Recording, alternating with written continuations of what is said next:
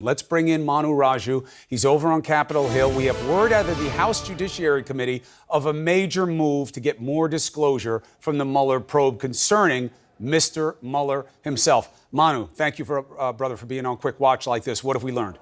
Yeah, major news here involving Robert Mueller, the special counsel, and efforts to get him to testify on Capitol Hill. Just moments ago, the House Intelligence Committee and the House Judiciary Committee announced they have agreed, the special counsel has agreed to appear in public on July 17th in an open session to testify about what he found. It was a part of his 2-year investigation into Russian interference as well as potential obstruction of justice in the White House. Now, they say in this letter, both the chairman of this committee, of the House Judiciary Committee, Jerry Nadler, and the chairman of the House Intelligence Committee, Adam Schiff, that they actually have subpoenaed Bob Mueller and that he has agreed to testify under subpoena. Now, what they say in this letter, Chris, is that they said that they understand, this is a letter that they wrote to the special counsel saying that we further understand there are certain sensitivities associated with your open testimony, and they're talking about particular several criminal investigations that are ongoing, and there are certain things that he will not say.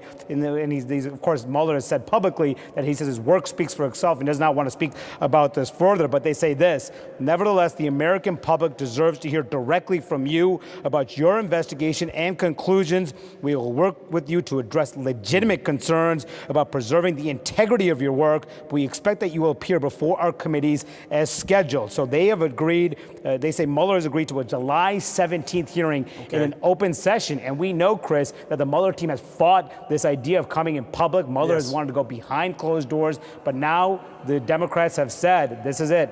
July 17th, mark your calendars, a huge day in this investigation. We'll see what Robert Mueller ultimately reveals on Capitol Hill. I think we have learned that behind closed doors does not resonate with the American people. The trust just isn't there. When it comes to Bob Mueller, he is the man that people need to hear from most. So just so we're clear, they subpoenaed him.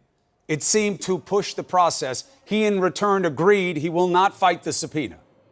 Yes, that's exactly what it seems like. There's been discussions about under what conditions would he appear. They've discussed all sorts of possibilities. He'd go behind closed doors for part of it, maybe just deliver an opening statement publicly and answer questions behind closed doors. Democrats did not want to go for that. So it appears what they call a friendly subpoena, issuing a subpoena to compel his testimony. That's the only way he would agree. And we'll see, Chris, too, if the White House takes any steps to prevent what Mueller can say before this committee, as they've done with other people who have testified. I don't think they have the same reach. He had no connection to the White House. Here is the big factor, though, Manu, to your question, which is an intelligent one. Is Bob Mueller still working for the Department of Justice right now? He's not. He's not. He's no longer an employee of the Justice Department. 100% gone. There are no tentacles on him, because that's big. That is big. And look, we have seen what they have done to other former officials, such as Don McGahn, Hope Hicks. They've stepped in and said he cannot discuss these communications with the president. Now, can he discuss what they interviewed Hope Hicks about? Can he discuss what they interviewed Don McGahn about? Other fact witnesses who have not come to Capitol Hill. Will Mueller be able to say that? He can. And will the White House try to block that? He can. They can try to block. Trying and succeeding are two very different things. This is not a White House official. He did not work for the president. There was no privilege. The idea of things being privileged under the DOJ, I don't understand the application of that in this context. And to the point of context, Manu, here's the deal. Mr. Mueller has said, hey, the report ipsa dixit. In Latin, that means it speaks for itself. I'm not going to go beyond it.